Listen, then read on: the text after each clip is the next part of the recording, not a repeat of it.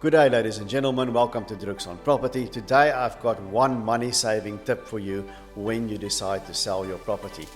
When you've decided you're going to sell your property, not when you've actually sold it, when there is a sales agreement on the table or an offer on the table, when you've decided you're going to sell, when you make that call to your agent of choice, do this one thing because it's going to save you money in the end. If you have a bond on your property, call your bank and give notice of bond cancellation. You've got to do that yourself. It's unfortunately not something we can do for you, but all the banks have different conditions attached to bond cancellation. If you do not give notice of bond cancellation and you sell your property and that bond has to be cancelled, but the banks with varying degrees will ask you penalty interest. It can be interest of 3 months, it can be interest of 1 month.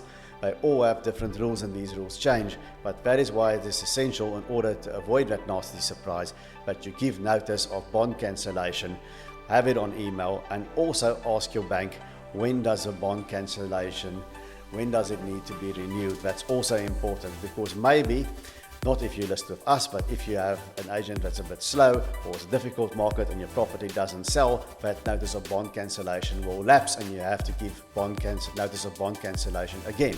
So if your bank would tell you, for example, you give notice of bond cancellation and it lapses after 3 months and you are still on the market, you set a reminder on your phone and then contact your bank again, do it on email, get a reference number, and then just renew that notice of bond cancellation. You can keep on renewing it until the house sells, but in order to avoid a nasty surprise of a couple of £1,000, give notice of bond cancellation as soon as you decide, as soon as you make the decision to sell your property. So that's my money saving tip of the day. Guys, if you find it useful, please hit the thumbs up, like and subscribe, and until I see you again, happy selling.